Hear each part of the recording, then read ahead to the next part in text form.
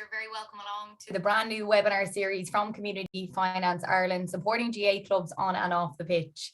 Just to let everyone know that this event is being recorded, and if people are tuning in and you're wondering what this is all about, it's a series of virtual conversations with some of the most passionate GAA clubs across Ireland.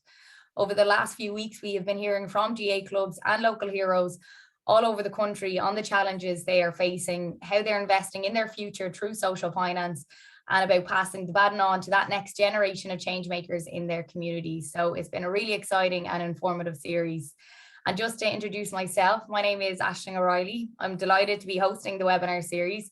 I'm a full-time sports reporter with Off the Ball, which involves, I suppose, a mix of presenting live from studio in Dublin and then going out broadcasting live from games and interviewing players and managers in all sports really, but mainly GAA, rugby and football.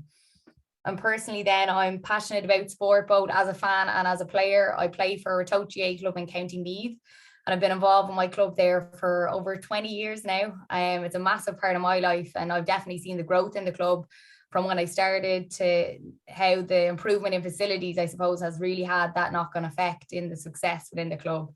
I currently live up north though in Drumgath in County Down, so I'm still playing with my home club in Ratoath. I couldn't make the transfer just yet, so I'm up and down the road non-stop to still play with my home club. But I'm very thankful to the club in County Down, Drumgath GAA, because they were kind enough to let me become a member and train with the women's team up there, so that I do have that option of training with them and then getting home from my own games then at the weekend. So it's been brilliant, and it's been great for me to meet new people in a new area and to get involved in the community as well. And I suppose all of us here on this call will know how important and incredible GAA clubs can be in that situation.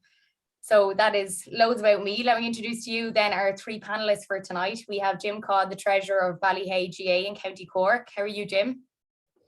Fine, Aisling. Hello, everybody. Good to have you here, Jim. And we have Freddie McInerney, chairman of Newmarket-On-Fergus GAA in County Clare. How are you, Freddie? Good, Aisling, and you? Good now, thanks for joining. And Nora Keogh as well, the client relationship manager for Community Finance Ireland. Hello, Nora, how's it going? How are you? Good. Great to be here, thank you. And great to have you, absolutely. And thank you as well to our audience for joining. We'd like to get as much audience participation as possible. So please don't be shy and do get involved. People can post their comments and questions for the panel through the Q&A function here on Zoom or on Twitter using the hashtag supporting GAA. And I'm going to get to those audience questions as the session progresses. So we might start by asking each of you just a little about yourself and the role that you might play within your club or organisation. Freddie, I might come to you first. So I'm chairman of Newmarket GAA Club. We're a hurling, camogie and ladies football club, all combined, all in the one. So I'm chairman of the overall club. I've been chairman for 7 years. Prior to that, I was vice chairman for a year. And prior to that, I was just involved with a bit of under eights, that, doing a bit of training, doing a bit of coaching. But that gave me a good introduction at ground level. And I got to meet a lot of newer parents coming in around the place, a lot of whom now I've managed to rope in onto different committees with me at the moment, so that's kind of was the key.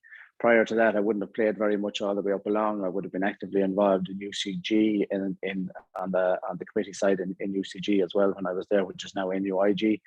I would have been chairman of the club there and secretary of the club and chief fundraiser there as well. So that's what it's all about, is trying to pull as many people as possible in, keep as many volunteers going as possible, be a good listener, and try and keep the whole thing on the road. So, thankfully we've been very successful over the last number of years off the field in terms of what we're doing in cooperation with community finance. And on the field, we're growing year on year. We're very successful. Our underage is developing super at the moment. So all very positive.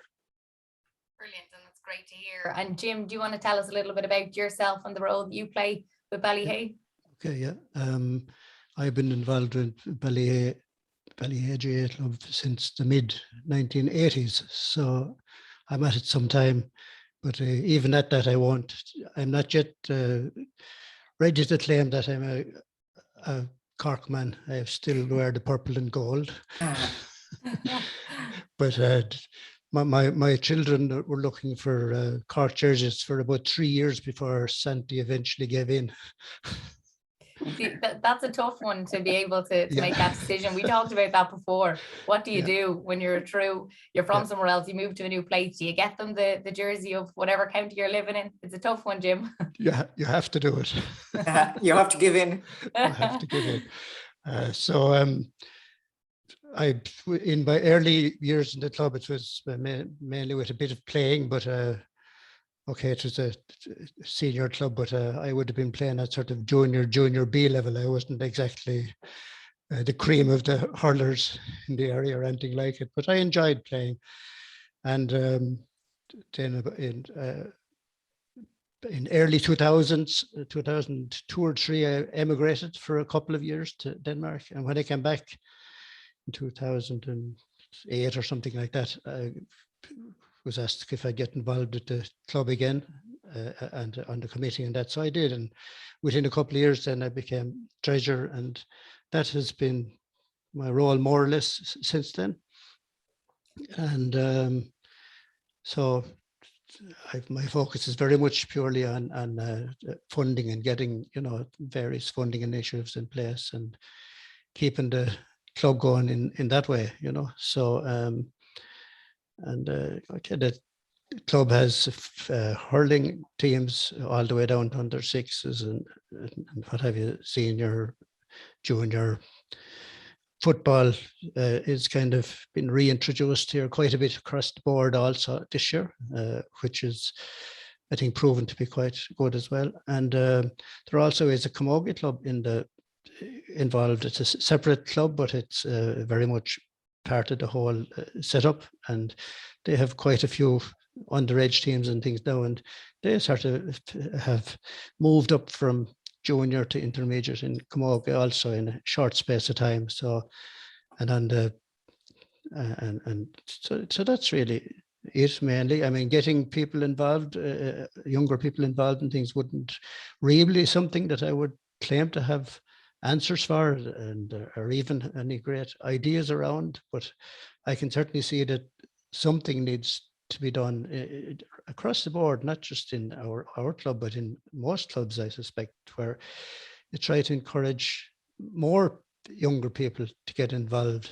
And I think it has to be through things like involving them in something like and getting to know people a bit better. Like, for instance, I'd help out with the Cool Camp, and through that would get a good chance to meet with some of the newer parents coming up along. I could see that maybe that's the type of thing that could help that. So yeah, that's it, because I think it's going out meeting the people. If there's new people that join your club and they might have an interest, but they don't know how to get involved. So we might touch on that as well as we go through the session of how to encourage people to join a club and to maybe get involved in the committee side of things if they're not playing. There's loads of things to do off the pitch as well. And Nora, do you want to tell us just a little bit about your role within Community Finance Ireland? Sure, Aisling, thank you. Yes, I'm with Community Finance Ireland for the last year. I was in the banking sector before that, and then moved across to Community Finance Ireland. And my role is to look after any organisation in the not-for-profit sector that's looking for finance. I covered the Munster region excluding Waterford, so I have a great stretch to cover, and I've met some fantastic groups from GAA clubs to family resource centres, to every type of group really. But we do an awful lot of work with the GAA clubs, which I love because I'm an avid fan myself, being from Limerick. And my husband is from Clare, so there's great fun in our house at the weekend. So really, our job is to help in GAA terms, is help any of the clubs that are taking on projects and need some finance, be it bridging loans or term loans as part of their project. And I love going out meeting the clubs and helping them, bring those dreams to fruition. And it's great to see projects from start to finish. I'm very much, as I say, my own family played GAA, my son and my daughter, with 2 different clubs. So as I say, I'm on the road constantly, but look, that's the way I support it off the pitch, is the way I look at it. It's great to be able to do that. And you know what, it's a great, they love it, we all love it, and you know, it's a great way of meeting people. And you know, it's the GAA, as far as I'm concerned, in our local parish in Monaghan. It's the grassroots of the community, you know, and there's a real sense of community and belonging, and we love it. And so my job enables me to help GAA clubs and other organizations as well to you know, to realize their dreams and you know, bring projects to fruition. Brilliant. That's great to hear. And we'll definitely touch on all of that as we go through the session as well. So I might kick off just about passing the baton and what that means exactly. So the need to foster that next generation of members and players as custodians of the club who are going to continue to build and sustain it, as Nora said, as that valuable community hub. So Freddie, being situated between 2 large towns of Shannon and Ennis, I suppose no doubt there's challenges in terms of losing members to larger clubs. With over 700 members there, how has your club overcome that challenge? Well, I suppose there's a number of factors. Our biggest challenge, I suppose, within the community here, is in our own community, is our local soccer club, who have had fantastic success over the last 10 years. Only last week, they missed out on completing 10 in a row for cup finals. So they've done the double probably 3 or 4 times over the last 10 years. A phenomenal team. So we're trying to compete with that at ground level as well. So there'll be a lot of interaction between players. I mean, 5 of our starting 15 on the senior hurling team over the last number of years would also have been key soccer players. So we're trying to juggle all that, and there's a little bit of to and fro. And what we're finding now is there's a lot more thrown into the mix, in that you have Munster rugby on the road. In Shannon, you have a lot of rugby teams. So players would have played maybe rugby in the off season from Gaelic games and then come back to hurling. But the season now is getting so long across all sports, it's very difficult for players at all age groups. So if you have a young girl now who's starting maybe 10, 12, 8, whatever age group, if she's trying to play, or boy, if they're trying to play hurling, if they're trying to play Gaelic football, if they're trying to play soccer, throw a little bit of music into the mix, maybe a bit of Irish dancing or ballet, there's not enough days in the week. So if you take, even they want to play 3 sports, most sports want people to train twice a week and have a match at weekends, so on and so forth. There's only so much that can go into the mix. So you're trying to juggle, and it's very difficult for parents, and it's very difficult for coaches, because they're trying to do the best they can do. And if there's a line of communication between, say, ourselves and the local soccer team, which for the most part there is, and we try and work in tandem, but you throw a 3rd sport or a 4th sport into the mix, it becomes very difficult. And you have a kid trying to do everything, and they, you know, you're into player fatigue at a very early age then. So really, I suppose parents have to sort of make a judgment somewhere along the way, and try and encourage the kids in a certain direction, or maybe we have to put our best foot forward and try and give the best product possible. Now, in order to do that, what we did a number of years ago, our participation would have been very low within the club. While we were successful in 2012, we won a championship after a very lean drought. Our underage system had fallen away. So we had to become proactive in that area. So we started to put a coach into the primary schools. So we created a link with all our primary schools. You know, they became familiar with the coach. He developed that side. We were very lucky. We started out with Kevin Halpin, moved on to Liam Clancy, who held the role for over 4 years, and that created a huge link. And that created the bond then between the hurling club and familiarity between bringing the kids to the school.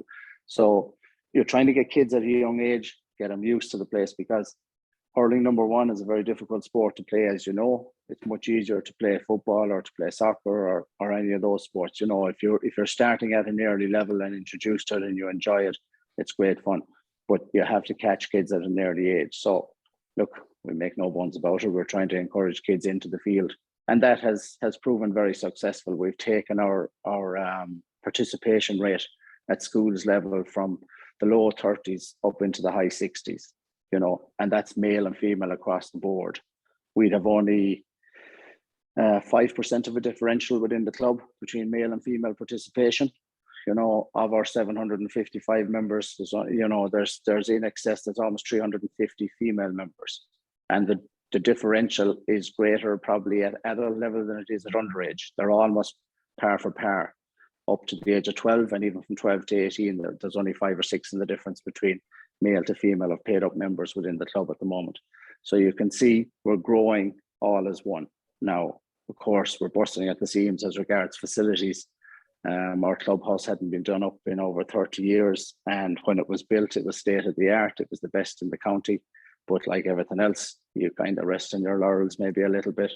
And, you know, we've had to regenerate all that and rejuvenate the whole thing. So we were lucky in that we ran a very big fundraiser.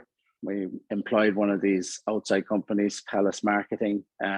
They came in, gave us a couple of options, and we went with the Chaser, you know, the Chaser on television, the new game show. So we did that, hugely successful night, raised an awful lot of money. So that over half paid for the clubhouse. We spent 110,000 renovating the clubhouse and all the changing rooms and all the facilities. And, you know, it's a fabulous place now. So we had that, and then we had our plans drawn up for putting in an AstroTurf. And of course, what happens, only COVID hits right in the middle of it, just as we were about to launch. And then Croke Park, in their wisdom, decided that there should be no spend on infrastructure. So we had a little bit of juggling to do. We were very fortunate in that, number one, the Clare County Board gave us great assistance in trying to get over the Croke Park hump, because we'd already had our structures in place and our plans drawn up and plan of permission got, and we were ready to go. It was a project that was kind of in situ. So we were lucky also that we had an area manager from one of the larger banks within our organization. I asked him to go out and see what he could do as regards finance, and he made the introduction with community finance, and they came on board. And I won't say it was all a bed of roses. They gave us a target to reach for how many people to sign up. So what we did was we created a 300 club, got 300 people, or almost 300 people, to sign up over 4 years, given a $5 a week, 250 a year, or do it quarterly or whatever, sign up on the direct debit. Some people paid $1,000 up front. And we created a team then, you know, maybe 8 people who went out, 2 lads in particular, Thomas Cregan and Darren Duggan, went out and collected probably the bones of 100,000 themselves, talking to people, ringing people, cajoling people, getting them to bring money in. And we got an awful lot of people signed up. So we had a target of 150 initially.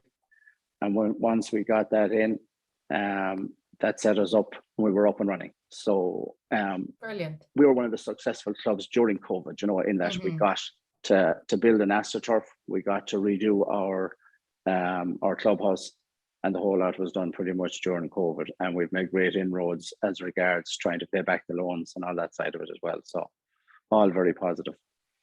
Brilliant. And it's all those hurdles that you have to get over, isn't it, Freddie? And absolutely, yeah. Yeah, and it's fascinating hearing how you went about it, because I think that'd be nice for people to hear, you know, that there is different ideas. And as chairman, I suppose there's fresh ideas you have to be always coming up with them, because you have to think of the next thing and be thinking ahead. And Jim, for you then, for your club, did you ever have challenges of getting members, or was there people maybe emigrating from the club at all, or how has all that been for Ballyhea? It wouldn't be a sort of an issue to the same extent as it might be for Newmarket-On-Fergus, being sandwiched between large towns, and with a very successful soccer club in its own area. Like in our parish is very, very rural, and I say almost every kid plays GAA, plays hurling, and not just GAA, but hurling is number one here. And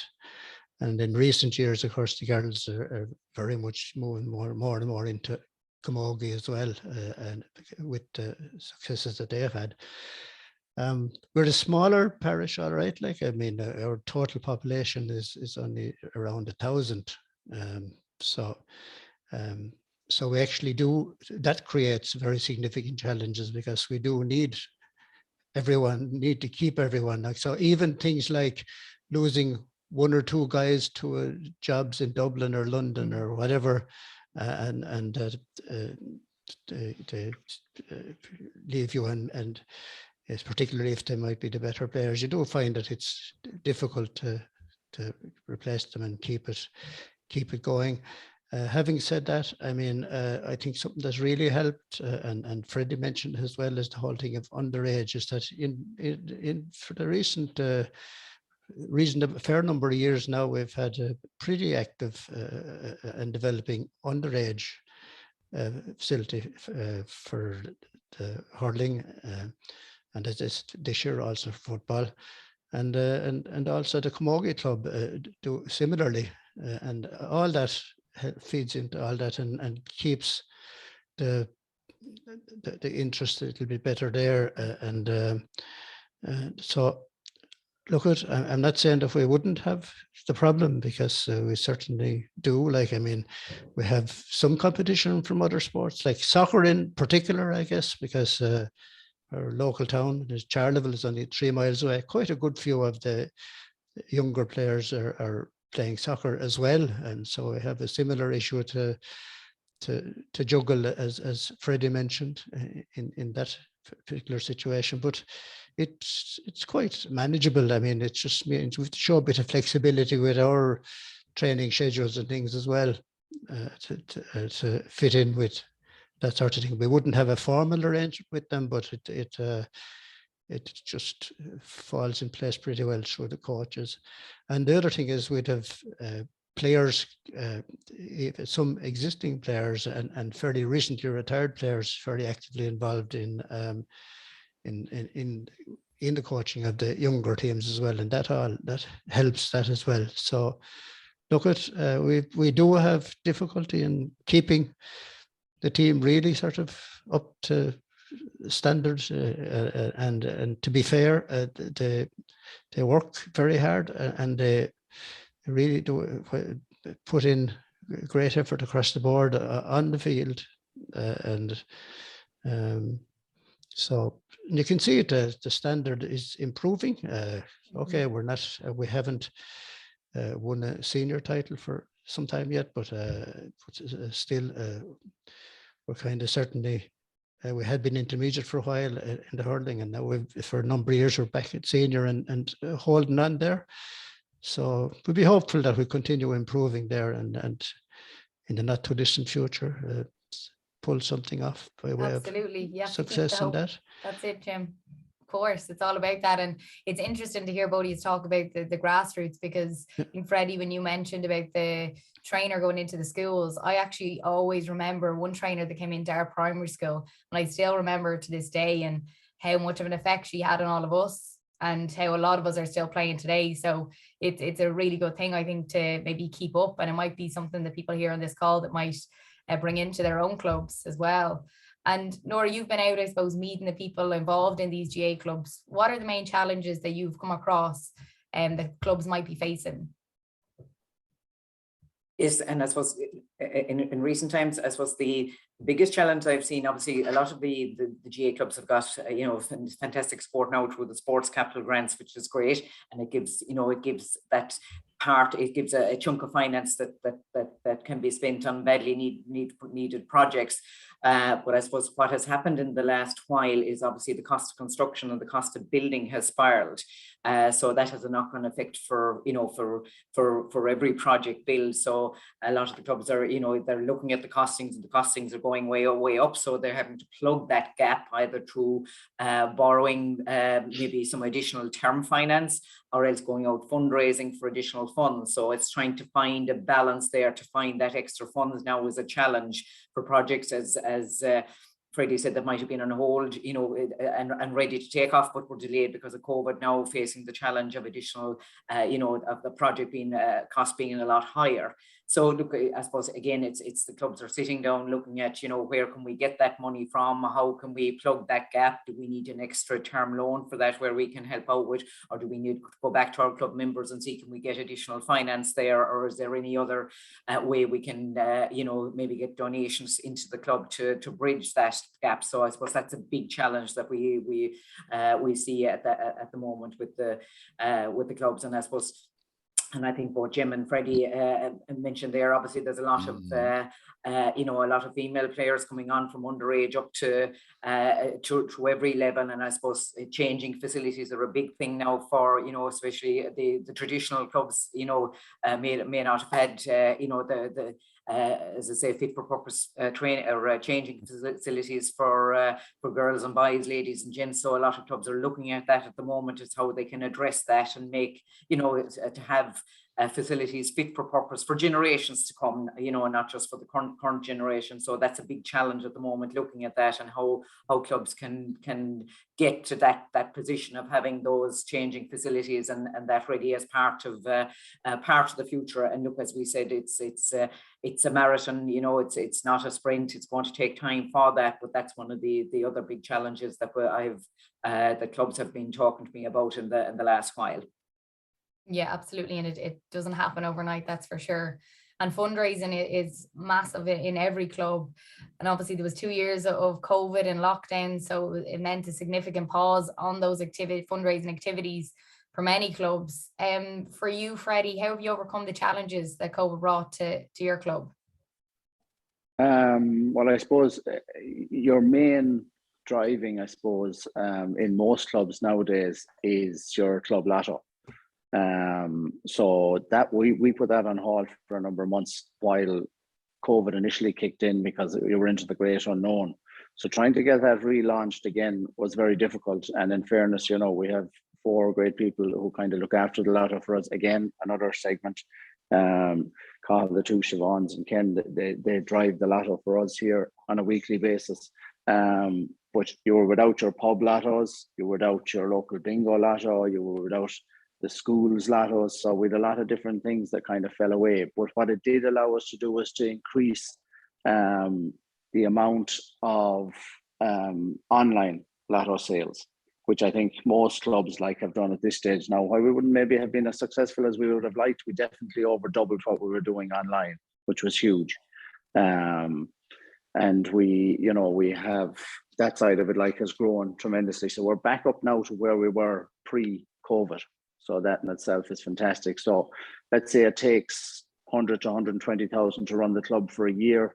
We'd bring in between 60 and 70,000 on lotto. We'd probably give away the bones of half of that if the lotto was won during the year. But it leaves you with a great base to finance your club. For example, you take membership, we would have increased our membership, not largely over the last number of years. Say a family membership now is running at around 120 euros. So while your membership comes in, a lot of people behind the scenes wouldn't understand that registration and insurance literally hoovers up all your membership money. So you're back reliant on people doing the lotto every week in order to run the club, to buy those slitters, to line the pitches, to do all that side of things, and all the extra bits and pieces that go on, to buy jerseys, to wash jerseys, to do all that type of thing. And then we've done different fundraisers at different times. Now that COVID has passed, we're back able to do our golf classic, we're back able to do our runs and walks, and they all bring in a few bob. But I suppose when we started originally, we were trying to find things that were a negative cost to people, if you like. So we ran a scrap collection. Initially that can bring anything in from 2,000 to 10,000, depending on when you run it and how much people have in their backyards and they want to get rid of. So people are just throwing away stuff, they're happy to get rid of it. The other thing that we do on an ongoing basis is we do a clothes collection. Mm-hmm. So you'd see it done in schools sporadically every now and then, but we do it on a weekly basis. We have a local man there who's retired, John Power. He's fantastic. He comes in every day, sorts out the clothes, rebags them, throws out the stuff that's not supposed to be there. And we have a company then that comes, every couple of weeks, according as we're ready with certain bags. And that'll bring in a couple of thousand a year. So it was trying to find things that people are trying to dispose of that you can, really. That's a great idea. That's the key, So scrap, clothes, those type of things, they're all phenomenal, and you get phenomenal prices at the moment for scrap. So any club that's not doing a scrap collection at the moment, I mean, everybody will throw out a few small pieces. It's different, like where you have an agricultural man or somebody who has big machinery, then they'll take it directly themselves because they're going to want to profit from it. There's a good few bob to be made from it. But if you can accumulate or have a place that you can accumulate a lot of stuff, it's a great way of fundraising, and it's a negative cost to people, which they like. You're not asking people to put their hand in their pocket per se, you know. Yeah, such a good idea. I have never heard the scrap idea before. I don't know, have you ever heard of it, guys? Yeah, it's a very big one in the GAA. I've seen it on most GAA accounts that, you know, I think the GAA really have taken it on board. And as you say, it's a great idea because it doesn't cost anything to people. And especially in the current climate, you know, everyone can help out and, as I say, generate money that way. So it's, as you say, it's great, Freddie, to see it. I'm sure, Jim, it's probably the similar in your area in Cork. Yeah, we have done a scrap collection as well, like, but not in recent years actually, but I think it's been done a couple of times in my memory, like, but it's not something that you do really very often. But again, as you said, like, you can bring in a couple of thousand anyway here and there, you know. Yeah. So. Yeah. The problem at the moment now is insurance with it. They don't want collection on GAA grounds. Okay. So what we've had to do is to find a couple of places around the parish maybe that we could use as collection points. Yeah. And the great John Hannon, one of our locals here, has been around from door to door and picking stuff for us and you know, driving that whole thing himself. So he's done phenomenal work for us. And if you can get somebody like that, you know, who has maybe a tractor or a trailer or something like that, but if you can put it together even in 3 or 4 locations, a lot of the scrap companies will go out and they'll collect it for you, you know. So great. Every obstacle can be overcome, as they say. I know it with our own club, with my daughter's football club, the Old Mill Club in West Limerick. There, the sponsored walk is back again this year, you know, and the kids are delighting to go out and get €2 off all the relations or whatever. You know, it's small, but it all adds up. So, as I say, it's on next Sunday, and there's a lot of money after being collected already. And like as I say, €2 from every relation. It's not much, but it all adds up, and it's great to see. It's a great event. You know, a great family event on the day, and a nice cup of tea or coffee and a chocolate biscuit afterwards is always the enticement to do it. So, you know, it all helps at the end of the day to get some money into the coffers. Yeah, guess the score, you know, last man standing, they're all great fundraisers, like, and everybody is happy to get involved, you know. And we had a message in, a great initiative to hear about the clothes collection as a fundraiser and to create ideas that are negative cost to local people. So that's really brilliant to hear those ideas, Freddie. And for you, Jim, in your club in Ballyhea, what are some of the fundraising initiatives that you have going? Like Freddie mentioned there, and as is the case in a lot of, or most GAA clubs at this stage, I guess, is the lotto is very much the main one, and it would bring in nearly 50% of the funding we'd need to run the club. Maybe 40%.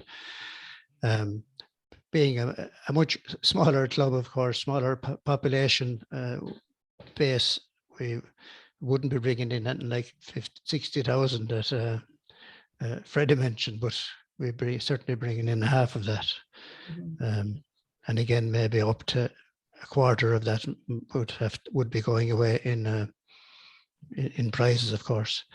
After that, then, I mean, we'll say we do a couple of fundraisers in the year that bring in reasonable amounts, and for a good few years we've been doing the Cork GAA Clubs Draw, which has now been rebranded as the Rebels Bounty, and that brings in a nice bit of money as well, and it actually gives us enough money, and we just earmark that for development, and it repays development loans. Basically, that's how we mainly target with that. And the next initiative that we would have been using quite a bit in recent years was a race night, but COVID really put a stop to that one because you couldn't go indoors anymore. But we actually found that we were able to, we didn't do anything like that in the first year of our of COVID, but in the second year we actually restarted something that we had done years ago, which Freddie is now operating quite regularly, is Golf Classic. So because it was outdoors, we actually were able to hold that. And okay, it meant we had to hire a tent as well, because we weren't able to go inside to the club facilities at the golf club, so we needed to have cover. So that took a little bit of our funding, but that was they're quite good as well. And between, we'll say, the Lotto and those two funding streams, you're looking at, 67% of our funding needs covered. So after that, then we do, and haven't done these for a couple of years over COVID, I suppose, as much as anything else, is Raffles, kind of door-to-door selling locally, mainly. A juvenile draw in the summertime and a Christmas raffle, and they bring in a nice, a few thousand each as well. But again, just going back to the COVID and its impact, we were probably very lucky that it happened soon after we had almost finished a dancing. Ballyhea goes dancing, and we had all our sponsorship and everything collected up. But the event was actually due to be held about 2 days after the first lockdown was announced. So we actually had to cancel it or postpone it at the time. But of course, quite a bit of funding had already come in through the various sponsorships and things like that. So we're obviously committed to holding that, and we will do it later this year or next spring now, get that wrapped up, and all our dancers will have to get reconfirmed and retrained and what have you. But and fit. Yes. Yeah. But why I mentioned that, because it was lucky we had that, because it did mean that while that money was really earmarked for future development, it was basically there, I suppose, to fill that hole in the first year that would have been a major difficulty. Having said that, the GAA were very fair as well in the way that the the affiliation fees and insurance and stuff like that were dramatically reduced for 1 year in particular. That was 2021. That was very helpful in terms of reduced costs. Of course, reduced activity in that year also meant that your cost base was down. I mean, that year, like, whereas normally we might turn over 100,000 or so, similar to the figure Freddie mentioned, that year it would have been only about 75 in total. So so look at that's the other thing, is just going back to the Lotto. We actually lost Lotto in terms of stopped doing it for about 4 months in that first year. And when we look back on that, we said, never again, would we allow that to happen, because that really is your bread and butter, or certainly ours. And it really sort of keeps the club ticking over day to day, and covers a lot of your running costs.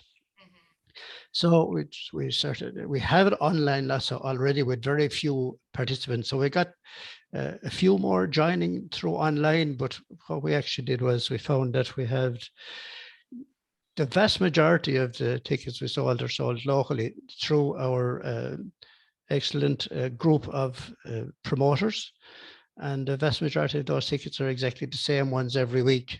So we actually put them all into the computer. So it operates like an online Lotto, except that its reason for doing it, that's like also was because we couldn't meet anymore to run the Lotto over the restrictions on COVID at the time. Said, look, we have to come up with some way that will that at any time we can prove that it's above board. Because before we had to do this in public in the various pubs and what have you, and the the tennis balls were drawn by the members of the public and what have you. So, but we actually decided to change to using the first three numbers of the main draw of the National Lottery.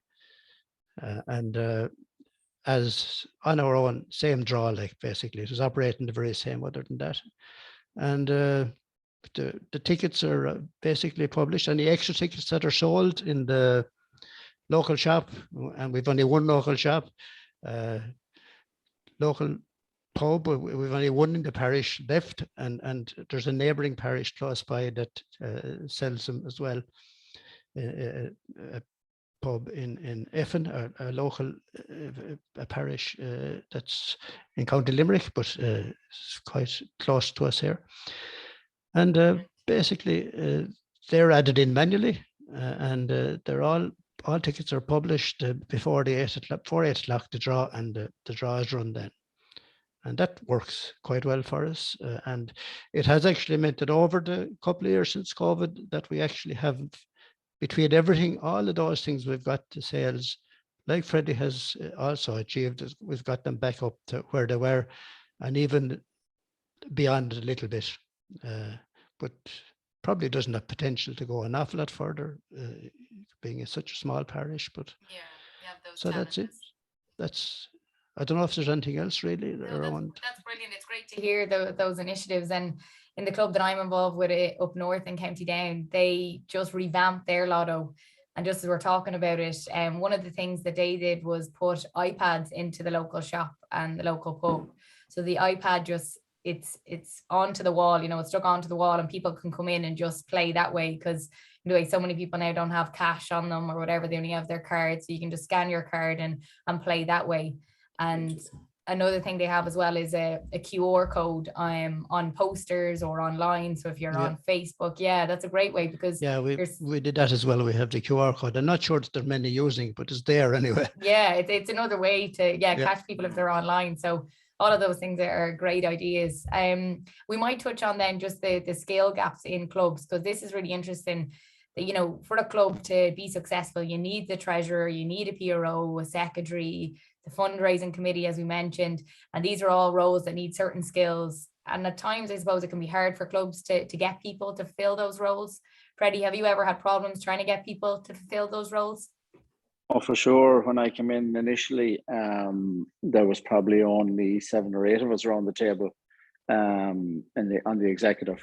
We now have 19 around the table.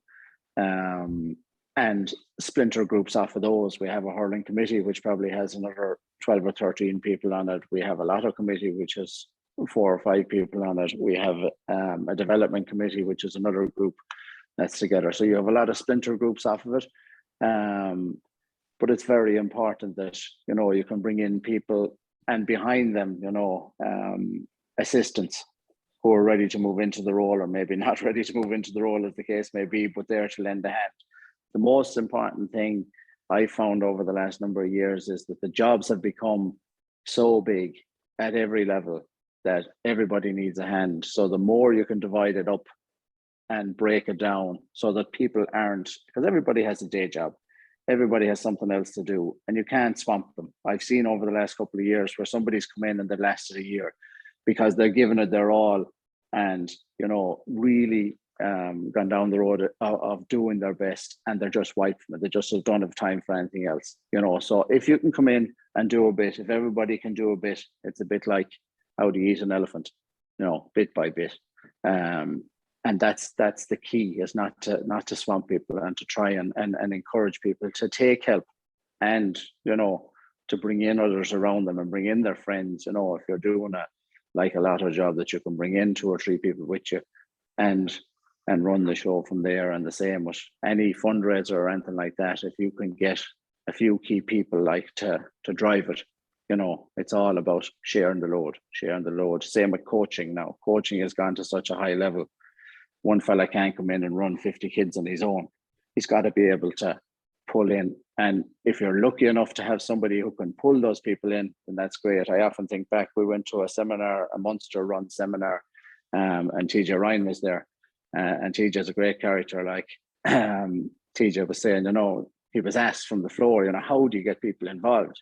And he says, just don't take no for an answer. You know, have you lined up there on Wednesday, you're coming in, you're taking the under 12s. Yeah. No, geez, TJ, I haven't time. And you'll be there at 8 o'clock. No, TJ, Jesus, I can't do it. The wife won't let me out. You'll be there at 8 o'clock and I'll have the bibs ready for you. And there'll be two lads there to give you a hand. Good man you are. We'll see you then. And that's the only way around it. And Septa, our secretary here, is constantly slagging me. She's saying when she sees the arm going round a fella's shoulder, she knows he's in trouble because he's roped in for a job. And that's all you can do. You can't, no way out. You can't take no for an answer. You have to push people into doing it, take them out of their comfort zone, you know, and for the most part, you'll get a great response. And people are great, you know, they're fantastic. They're willing to get involved. You know, we probably have in excess of 150 coaches within the club. And we're blessed that our senior hurling manager is also involved with underage. And he's great to bring in people around him. And our senior players are very active within the school. There's a couple of them teaching in the schools, and some of them went in as coaches. And just like Jim was alluding to earlier on, and yourself was saying about being influenced by a coach, 2 or 3 of the new younger players went in and did a bit of coaching for us during COVID and after COVID. And sure, the kids just lapped it up. They were delighted with it. And the lads, you know, were fantastic personalities as well.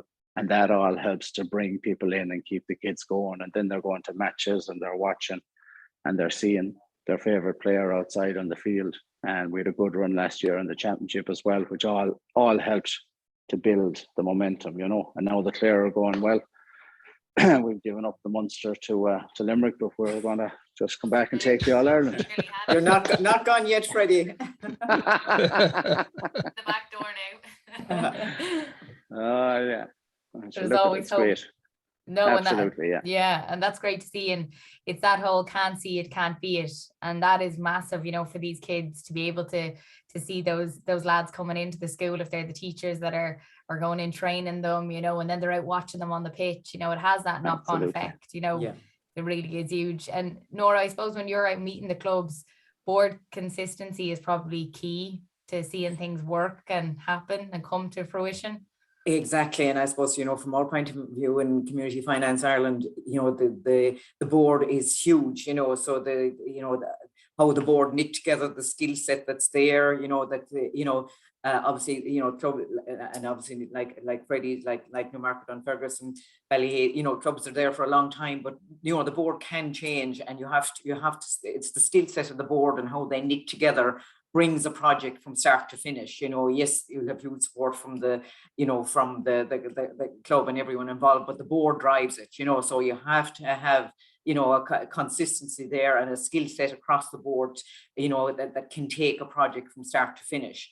You know, and to be fair, you know, all the GAA clubs have fantastic boards, and the commitment of the board, you know, and they, as I say, they have a, you know, great skill set, and they bring people on board, as Freddie said, you know, they get them in quietly, you know, and bring them in bit by bit and embrace them into the club. And, you know, I think the GAA have a great way of building the skill set of the board, you know, and someone might come in as an unwilling suspect initially, you know, maybe on the subcommittee or whatever, or part of the smaller committee, be it for fundraising, as you say, or coaching, or that, Freddie, and then slowly by slowly they're brought into the, you know, as I say, you know, brought in and given more, you know, more jobs and more, and bring them in gradually and kind of keeping them there and upping their skill level all the time, you know. And as I say, it's fantastic. The GAA are very good at doing that, and it's, you know, it serves people in a broader purpose as well. Like we have seen a lot of you know, a lot of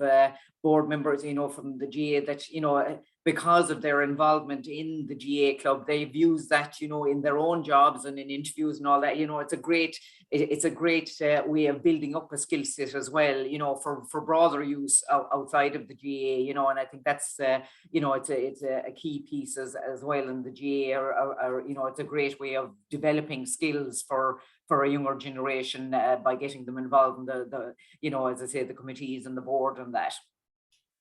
That's a brilliant example. I know a few of the guys would have got involved in events in our club because they wanted down the line to, go on to college and study events. So, first off, they would have started in the club and helped with the committee that way. So that's a really good example. There was a question as well off the back of that.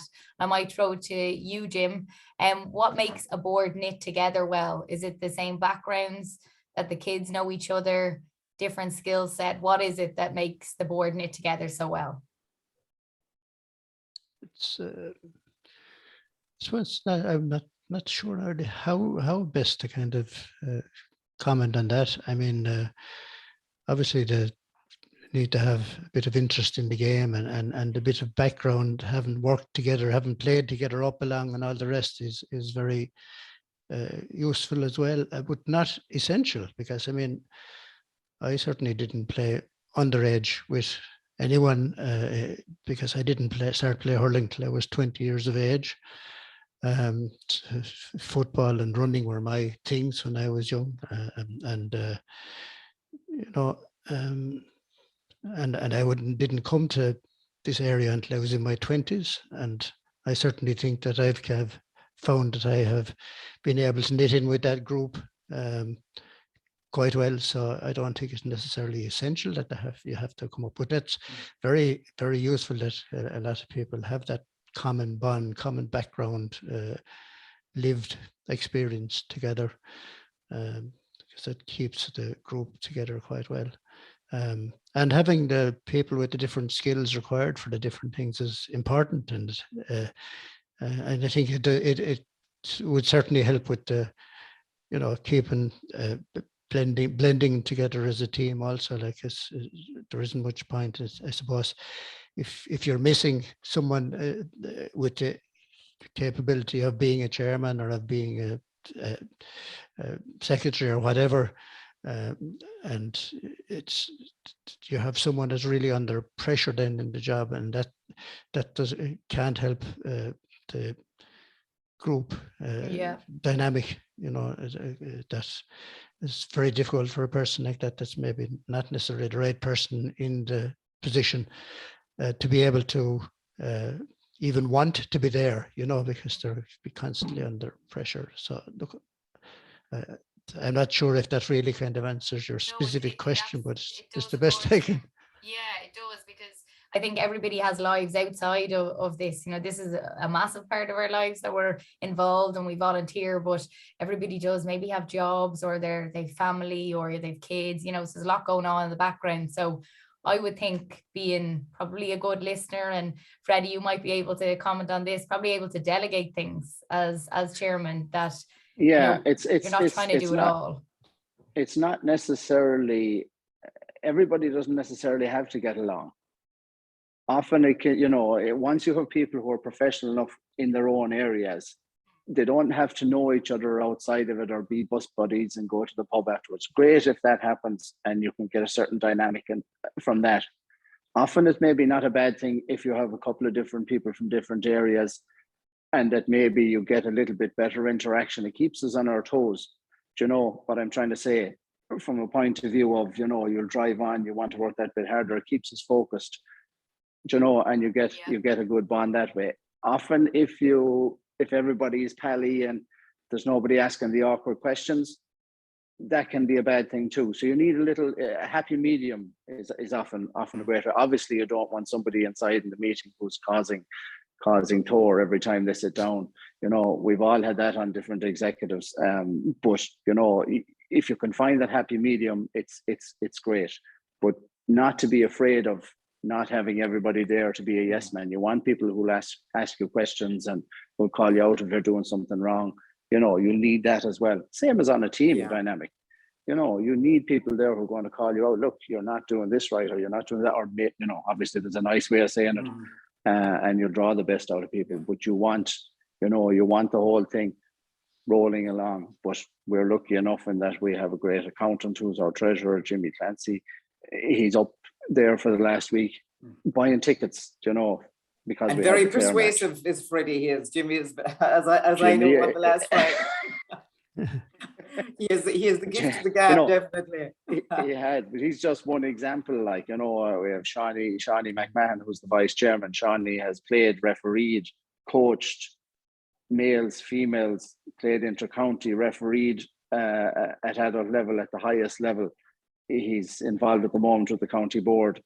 If I put a foot wrong, Shawnee will be say, well, Freddie, no, you should do this, or maybe you should think about doing that. He has that great experience there. Same, you know, with Septa. Septa's a professional in her own right, and she's our secretary. She drives the whole team dynamic. The lads don't know how well they have it with Septa. She's, you know, she minds them like babies, looks after them on team days, makes sure they have their water, all that type of thing. You know, it's to have the whole group flowing in the one direction is key. But when you have good people, you have no problem. At underage, like we have 3 or 4 lads who are dividing up the underage thing. You've got Damien, again, you have Tomas, who'd be our senior manager, who's heavily involved with underage. And then there's a link to the school. So, you know, you're drawing that whole group in from itself. And then you have the Camogie have their own executive, and the ladies football have their own executive, but they feed back in through the main organisation. So it's all about as many as possible and just being there to pull it all together, you know, when possible. Like, yeah, absolutely.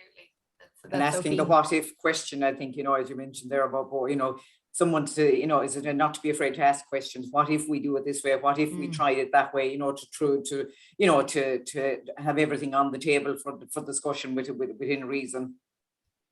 Yeah, absolutely. Came up actually as well in our last webinar. Donal Trainer, he brought it up, the CEO of Community Finance Ireland. He was saying that having fresh ideas from other people nearly outside of the club, or maybe new people that have joined the club, because sometimes when you're there so long, you see things in a certain way. So if you have someone new coming in, you know, they could say, oh, well, you could do this way. And you'd be like, oh, never even thought of that. Because sometimes you can be, you know, stuck in the way that things have always been done in a way. So it's nice to get new perspective. Yeah. And we do have a few questions. Actually, I might just get to them because we're running out of time. The hour flew by.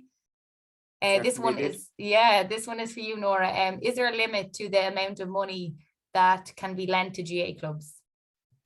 Yeah, no, normally our upper limit is $500,000. So, but that's, as I say, we lend everything from 10,000 up to $500,000. So actually our average loan size in Munster is off the top of my head is about 42,000. So look, it's not about the size of the loan really, is what I say. It's about right sizing the loan to the club.